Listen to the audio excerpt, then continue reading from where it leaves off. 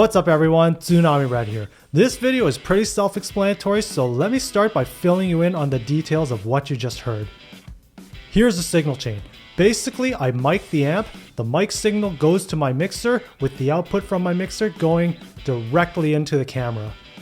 For all effects, I used the Line 6 M5 via the effects loop, except for the overdrive in the last clip, which I went in front of the amp instead. If you've watched my previous videos, and if you haven't, do hit that subscribe button down below. But if you have, you know that normally I record guitars direct, but this time I had to make an exception for a number of reasons. First and foremost, yes, this amp does have a direct out, but I don't have a collection of IRs to use besides whatever I have in Guitar Rig, but more importantly, this is the legendary JCM800 we're talking about here. It would be a disservice to not record the actual amp. And so I decided to record this amp by micing it. This amp is loud, which I'll talk more about later, but this amp is so loud, there's no way I could properly record it here in my small office, so I had to do it in my unfinished basement. It took a lot of experimenting to find a mic placement that could record a decent sound. I'm not sure I actually found the most optimal placement, but this was the best that I could find, so I ran with it. Also, I used a less than ideal mic, a cheap, discontinued Audio-Technica mic. I'm just using whatever I have. I only own two mics, this and this SM7B, which is a vocal mic.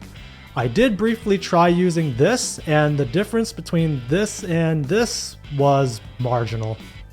Because it's harder to gauge the end result by recording this way, I did make some minor adjustments to the levels in the sound clips you heard to get them to a more consistent volume, but that's the only adjustment I made in post. No EQ, no effects. And finally, the biggest point that I have to highlight is what you heard in the sound clips, that is to say, what I recorded by miking the amp, is nothing compared to what I heard with my own ears as I was playing. And this leads me to talking about the amp itself, what I think of it, plus some observations I've made. And let me preface by saying I've used a good number of Marshall amps over the years, so I'm confident in saying I have a good feel for them. I used to own the TSL, I've used the DSL and JVM numerous times in rehearsal spaces, I've even used their solid states from MG Stacks to the AVT, and for a very short period of time, I own the MG Mega Stack, which was Dave Mustaine's signature practice full stack, which might sound like a joke, but it was for real. But I've never tried a JCM800 until now. Even after all these years, with the many amps that Marshall has put out since the 80s, the JCM800 is still considered their greatest, most iconic amp ever. So it's always stood out in my mind as the holy grail of all Marshall high gain amps. So my expectations of it have always been pretty high. I have tried many amp modelers, many plugins that try to emulate the JCM800 sound, and to me, they always sound crappy. Which has always made me wonder why the JCM800 is so highly regarded and what the real thing actually sounds like. So now that I've tried it, I can say this amp sounds amazing. It's so pleasing to the ears. It's so dynamic, so responsive, so alive. And when you crank up the gain, it's so Marshall. Going back to what I said earlier, what I recorded does not sound anything like what I heard as I was playing through the amp. What I heard sounded so much better. I've said before that nothing beats the sound of hearing a live tube amp with your own ears, and it couldn't be more true in this case. There's a liveliness, a depth, a third dimension of air that your ears pick up that just can't be replicated in a recorded signal. It's hard to explain, but I think if you try recording an amp with a mic and compare the results with what you're hearing from the amp itself, you'll know exactly what I mean. As for the amp itself, even though this is a single speaker combo amp, it still sounds excellent. It's the size and weight of a practice amp, but it's insanely loud. Even in my basement, I have to run this at the lower 5 watt setting, and the volume never goes above 3 or 4, which is around the 10 or 11 o'clock mark. I ran this at the full 20 watts for a few minutes, and my wife complained, "The whole neighborhood's gonna f***ing hear ya." Sound-wise, the JCM800 is considered one of the most prominent high-gain amps that all high-gain amps are measured against, but I tried putting this amp through its paces with a variety of tones for different styles of music, and I think it still sounds great all around. It's a single channel amp, so you do have to change your settings and play around with the knobs quite a bit, depending on what you're looking for. You all have your own opinions on what you heard during the sound test, but to me, this single channel, for me at least, covers most of what I would want in an amp. At low gain settings, it gives me great twang, chime, bite, sting, burp, any adjective you would use to describe good single coil tones. I think it can do it well. At mid gain and high gain settings, it gives me the right amount of drive I'm looking for.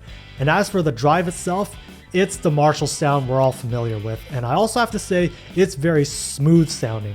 It's not fizzy and brittle, nor muddy or oversaturated, which I found with some modern Marshalls I've used. Even with high gain, you can still hear each note with a good amount of clarity and distinction. Now, can this amp do it all? I would say, kind of. If you're looking for a super duper clean amp for, let's say, jazz, this probably shouldn't be on your short list, but you can make it work. During my sound test, to get a warm sounding clean tone, I had to dial the treble, mid, and presence to 0. But remember, I was plugged into the high sensitivity jack, which is super bright. If you're looking for a warm tone, you definitely need to play through the low sensitivity jack, which is much warmer and cleaner. And if you do play jazz and go out and perform using this amp, it's gonna look out of place from an aesthetic point of view, but that's a whole different discussion altogether. At the other end of the spectrum, if you're looking for a hard rock metal amp, absolutely this can do the job, but let me highlight one thing that surprised me. Even at the highest gain setting with the gain knob cranked to max, it sounded heavy, but to me, it was a clean kind of heavy. It wasn't over the top where the guitar felt super duper wet and slippery with gain. A lot of modern amps and pedals give you this kind of slippery feel when you crank the gain knobs to max, and you tend to want to have this slippery feel when playing super heavy stuff, and especially playing solos. This amp on its own doesn't give you that, which is why I say it's surprising, since it's one of the most prominent examples of a high gain amp, and many other high gain amps I've tried do have this. If you want this slippery high gain feel, you will need an overdrive pedal to push this amp over the top. But for me personally, I really like having this cleaner high gain sound. It makes for tighter riffs and cleaner rhythm guitar, which is more along the lines of what I do. So I've covered a lot about what this amp is and what I like about it. The major selling point is how freaking awesome it sounds. It just cannot compare to any emulation from plugins and modelers. The fact that it's so small, light, and portable, yet so freaking loud is truly an accomplishment on Marshall's part. If you play bars, clubs, or even just play a small outdoor festival, this amp has more than enough power than you'll need. And even though this is a reissue of a classic amp, it's great to see Marshall implement some modern features, like an effects loop, a DI out, and additional speaker jacks to allow for different speaker configurations. As for things I dislike, there's very little, but the one big issue I have is the insane price on this amp. Right now, where I live, this retails for $2,400. Like, seriously? For this tiny little thing? And also, I find the 5-watt setting still way too effing loud. Some people have remarked that it's suitable for a bedroom volume level. No, it's still way too loud. Couldn't they have come up with something like 0.5, 0.1? That would be more suitable. But other than these minor gripes, I really like this amp, and I would totally get it if it weren't for the insane price tag. There's a lot that you can do with this amp. It sounds amazing all around, and it's got that quintessential Marshall high gain sound, if that's what you're looking for. So my final verdict, if you have the money to blow and are looking for a great sounding workhorse amp that can cover most music genres, I can recommend this amp without any reservation. And if you've never tried a JCM800, I'll leave you with a quote from fellow YouTuber Robert Jackson. This is another amplifier that I think every guitar player should have the opportunity to experience at least once in their lifetime. So that's it from me. What do you all think? Would love to hear from all of you. Thank you so much for watching. By all means, please leave a comment, give this video a thumbs up, share this with whomever, and most of all, click that subscribe button down below to stay on top of all my future videos. This is Tsunami Red, signing off.